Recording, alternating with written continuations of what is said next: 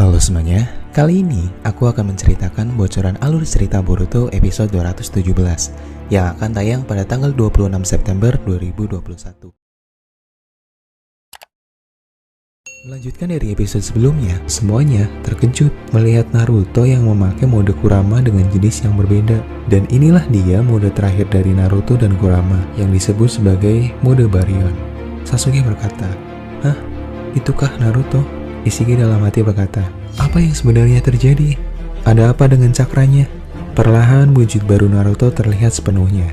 Di sini terlihat wajah Naruto yang semakin mirip dengan Kurama. Naruto juga dilapisi cakra berbentuk 9 ekor Kurama. Sementara Ishiki dalam hati berkata, bagaimana bisa dia masih punya kartu as andalan? Begitupun dengan Sasuke dalam hati berkata, ini cakra yang sangat kuat. Bagaimana bisa dia melakukannya? Selama ini dia tidak pernah bilang kalau dia punya kekuatan seperti ini. Sebenarnya apa ini Naruto? Boruto hanya terdiam. Begitupun Naruto yang terlihat sangat serius. Kemudian adegan flashback ke percakapan Naruto dan Kurama. Kurama berkata bahwa mode Baryon yang akan mereka gunakan itu diibaratkan seperti reaksi fusi nuklir. Prinsipnya mirip dengan bagaimana matahari menghasilkan energi. Naruto yang tidak mengerti pun bertanya, "Hah? Fusi nuklir itu apa, Kurama?" Kurama menjawab, "Sudah lupakan saja. Pada intinya, cakraku dan cakramu akan digabung menjadi satu dan menghasilkan jenis cakra baru." Naruto bertanya, ini terdengar sederhana, tapi apa bedanya dari mode Kurama dan mode Rikudo?" Kurama menjawab, "Oh, ini itu berbeda. Baiklah, akan kujelaskan. Intinya, mode-mode yang pernah kau gunakan itu diperoleh dengan cara mengambil cakra dari tempat lain. Contohnya, ketika kau memakai Sage mode, kau mengambil cakra dari alam, dan itu berasal dari luar tubuhmu. Sedangkan mode Baryon akan menggabungkan cakra dari tubuhmu dengan cakraku menjadi satu cakra yang baru. Mode Baryon ini akan menyedot habis cakra dengan cepat hingga salah satu atau kedua hidup kita lenyap." Shin kembali ke masa sekarang. Kurama yang telah menyatu dengan Naruto berkata, "Hei Naruto, dengarkan baik-baik. Jangan melakukan pergerakan yang sia-sia. Tetaplah fokus agar bisa mempertahankan mode Baryon selama mungkin." Mereka semua masih terdiam. Lalu Ishiki berkata pada Naruto, "Apapun yang kau lakukan itu tidak akan berpengaruh." Ishiki dengan cepat meluncur untuk menyerang Naruto. Tapi betapa mengejutkannya, Naruto dengan mudah membuat Ishiki tersungkur dengan sekali tepukan. Inilah momen ketika Naruto mempercundangi Ishiki Otsutsuki. Ishiki lalu bangkit dan kembali menyerangnya dengan bertubi-tubi. Namun Naruto hanya menghindar. Ishiki berkata, "Jangan menghindar dariku." Seketika Naruto pun berhenti menghindar dan memukul wajah Ishiki dengan sangat keras. Di sini terlihat wajah Naruto yang masih tetap fokus dan sangat serius. Sasuke yang melihatnya juga terkejut dengan kekuatan baru Naruto. Sasuke dalam hati berkata, ini sungguh di luar dugaan. Kekuatan mereka sekarang seimbang. Tidak, bahkan Naruto lebih unggul dari Ishiki. Ishiki kemudian menggunakan kekuatannya dengan mengeluarkan beberapa kubus hitam besar di atas Naruto dan segera menghantamkannya. Namun dengan santainya Naruto berhasil menahan kubus-kubus besar itu dengan mudah menggunakan jubah Baryon. Ishiki pun terkejut. Naruto bisa menahan serangan andalannya. Di waktu yang sama, Sasuke tahu akan terjadi perkelahian yang sangat hebat. Dia pun refleks membawa pergi Boruto untuk menjauhi area pertempuran Ishiki dan Naruto. Naruto lalu menghantam Ishiki dengan kubus miliknya. Ishiki dengan cepat menghindar, lalu kembali menyerang Naruto. Naruto pun menangkisnya dan kembali menghantamnya berkali-kali hingga terpental. Ishiki kembali menyerang Naruto dengan serangan pamungkasnya, yaitu dengan menembakkan batangan besi yang tak terlihat. Namun ketika batangan besi itu hampir menusuk Naruto, Naruto dengan mudahnya menangkap batangan besi itu. Jelas itu membuat Ishiki dan Sasuke kaget dibuatnya, mengingat di pertarungan sebelumnya, Naruto dan Sasuke tidak bisa menghindar dari kecepatan serangan batangan besi itu. Sasuke dalam hati berkata, "Apa? Dia bisa menghentikan serangan besi super cepat itu? Aku bahkan tidak bisa melihat serangannya dengan syaringanku. Bagaimana bisa dia melakukannya?" Ishiki tampak kesal dan dalam hati berkata, "Mustahil. Bagaimana bisa kekuatannya meningkat sangat drastis secepat ini?" Shin lalu kembali berpindah ke Konoha. Amano berkata pada Kawaki, "Hei Kawaki, tangan palsu itu bekerja menggunakan cakra kan? Kau beruntung karena bisa menemukan tangan yang cocok dengan tubuhmu. Kata Suke yang membuat tangan palsu itu lalu berkata, tangan itu awalnya untuk Nanandaime. Jadi itu hanya merespon cakranya saja. Nanandaime telah membagikan cakranya untuk Kawaki agar tangan itu bekerja. Pada dasarnya, Naruto terus mentransfer cakranya ke tangan palsu milik Kawaki. Amado berkata, jadi begitu ya, dia sangat baik. Sumire bertanya pada Amado, apa kau bisa mengembalikan tangan Kawaki? Amado menjawab, ya tentu saja. Itu akan menjadi tugas pertamaku setelah ini semua selesai. Dia akan menjalani pemeriksaan untuk membuat tangannya kembali. Kawaki tampak terdiam mengkhawatirkan Naruto sambil memandangi tangan palsunya. Tiba-tiba, Kawaki terkejut ketika terjadi sesuatu dengan tangan palsunya. Shikamaru berkata, ada apa Kawaki? Kawaki menjawab, cakra Nanandaime melemah. Scene kembali ke Naruto. Naruto tiba-tiba tertunduk dan terlihat terengah-engah kecapean. Sasuke dan Ishiki menyadari telah terjadi sesuatu dengan Naruto. Sasuke dalam hati berkata, apa yang terjadi? Cakranya menurun dengan drastis. Sementara Boruto tidak bisa menahan rasa sakitnya hingga akhirnya Boruto pun pingsan. Di sisi lain, Naruto dalam hati berkata, ini di luar dugaanku. Kekuatan ini terlalu tinggi hingga sangat cepat menguras cakraku. Kurasa waktuku tidak akan banyak lagi. Ishiki yang menyadarinya lalu berkata, oh, jadi begitu ya. Peningkatan kekuatanmu ternyata pengorbanan untuk memperpendek umurmu ya. Kali ini kau akan kalah, Uzumaki Naruto. Namun tiba-tiba Ishiki terkejut karena tubuhnya muntah darah. Dan dalam hati berkata, apa yang terjadi? Aku muntah darah. Mustahil. Aku belum menerima luka yang fatal. Tapi kenapa bisa begini? Ishiki berteriak, Hokage, apa yang telah kau lakukan? Naruto menjawab, hei, permainan baru akan dimulai. Kita lihat saja siapa yang akan mati duluan. Di sini terlihat Ishiki mulai mengalami kebocoran cakra karena tubuhnya rusak dengan cepat setelah beberapa kali terkena serangan Naruto. Sementara Naruto yang tak mau kehabisan waktu segera muncul untuk kembali menyerang Ishiki. Kurama berkata, kekuatan ini sangat besar dan itu melebihi kekuatan miliknya. Tapi kurasa kita akan mati kehabisan waktu sebelum dia. Namun ada satu hal yang harus kau tahu. Kita bisa saja menang melawannya dengan terus memberikan pukulan yang secara langsung bersentuhan mengenai tubuhnya. Dengan begitu, umurnya akan terus terpotong. Sementara Ishiki dalam hati berkata, apa? Seharusnya aku masih punya waktu 20 jam lagi. Tapi kenapa sisa waktu tubuhku sekarang kurang dari 30 menit? Apa yang sebenarnya terjadi? Kurama memberikan strategi pada Naruto dengan berkata, dengar baik-baik Naruto, fokuskan seranganmu untuk mengenai tubuhnya dan potong terus sisa hidupnya. Naruto pun segera memukul Ishiki secara bertubi-tubi. Setelah beberapa kali Ishiki tak berdaya, akhirnya Ishiki mulai bisa memukul balik Naruto. Itu artinya Naruto semakin melemah. Namun Naruto tak mau kalah. Dia menendangnya lalu menginjak tangan Ishiki hingga tubuhnya terkapar di tanah. Dan terus memukuli wajah Ishiki, sang Otsutsuki kambing yang makin terombang-ambing. Ishiki dalam hati berkata, sialan, jadi serangan miliknya ternyata yang memperpendek usia tubuhku ya. Sasuke dalam hati berkata, cakra Naruto semakin melemah. Jangan bilang dia akan... Ishiki pun mulai membalas Naruto dengan mencekiknya sambil berteriak, dasar makhluk rendahan, enyahlah. Naruto mulai tak berdaya. Sementara Ishiki sadar tubuhnya semakin rusak dan dalam hati berkata, apa? Masa hidupku semakin berkurang? Sisaku kurang dari 10 menit. Aku harus mempersiapkan Kawaki untuk menjadi wadahku berikutnya. Naruto yang sedang tercekik berkata, hei, sudah terlambat. Sayang sekali ya, kau akan kehabisan waktumu. Ishiki pun marah dan mencekiknya lebih keras lagi. Saat Ishiki mencekeknya, Ishiki menyadari sesuatu. Ishiki berkata, sepertinya akulah yang akan menang, bukan makhluk rendahan sepertimu. Ishiki lalu mengulurkan tangan kirinya, dan tiba-tiba terjadi sesuatu. Di saat yang sama, Kawaki merasakan ada sesuatu di tangan palsunya.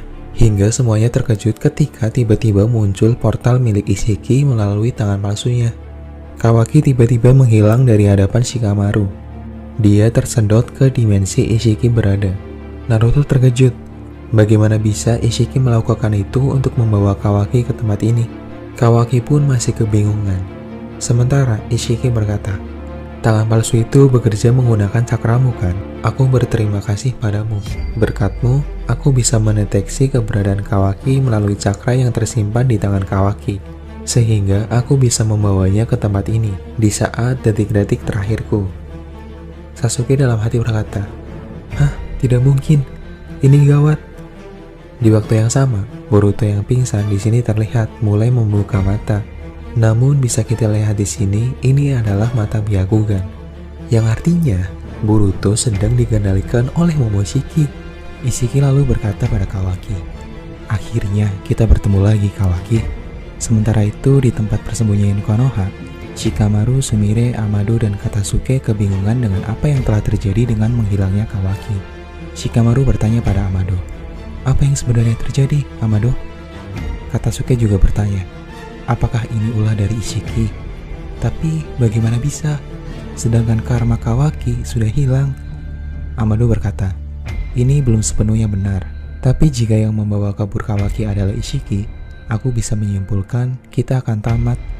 Sementara di dimensi Boruto, Kawaki memandangi Ishiki dan dalam hati berkata, "Jadi ini dia Ishiko Suzuki. Dia membawaku ke sini pasti karena akan menanamkan karma baru pada tubuhku. Ini gawat." Naruto yang melihatnya lalu memanggil nama Kawaki.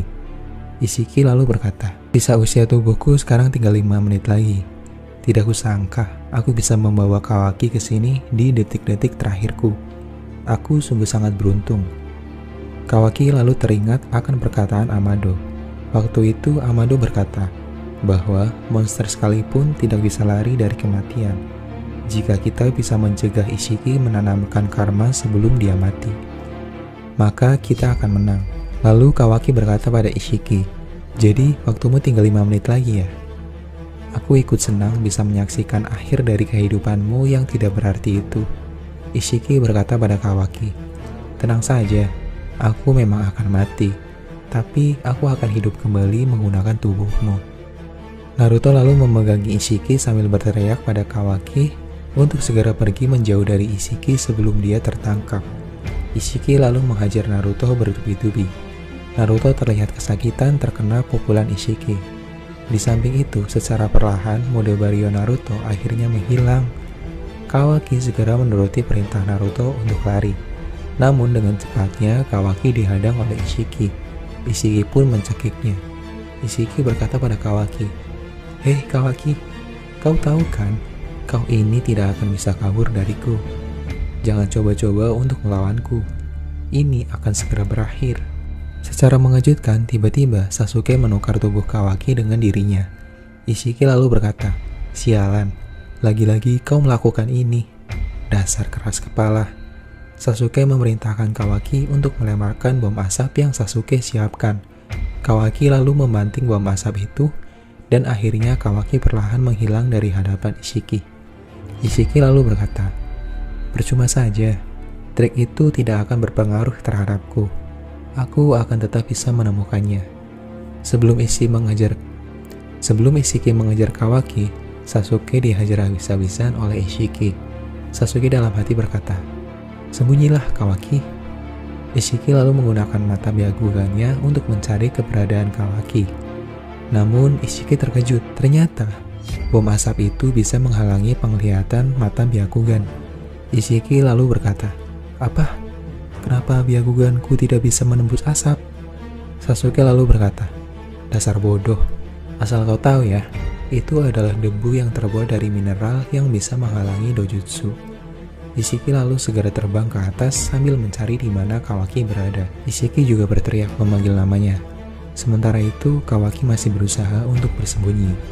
Ishiki berkata, "Beraninya kau ini Kawaki, aku tak akan melepaskanmu." Sementara Naruto dalam hati berkata, "Bagus Kawaki, jangan sampai kau tertangkap."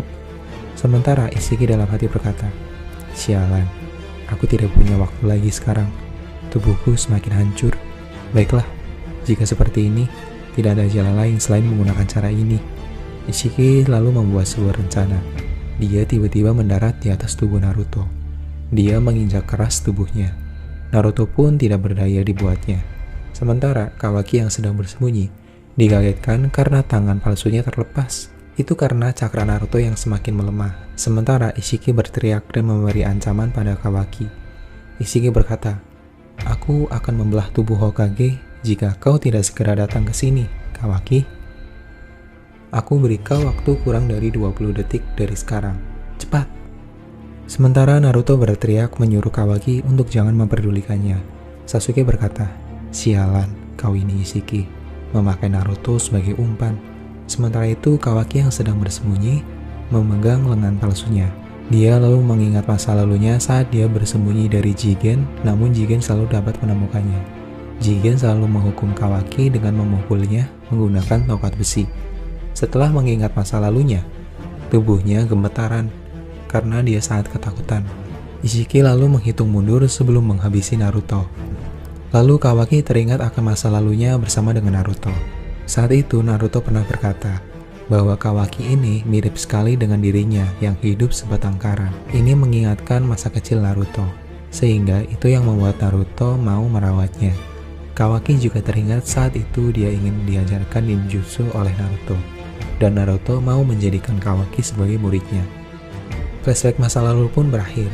Tepat di saat Ishiki selesai berhitung, Kawaki pun muncul di tempat persembunyiannya sambil membawa lengan palsunya yang telah kehabisan cakra. Ishiki lalu berkata, "Baguslah, kau ini anak yang baik."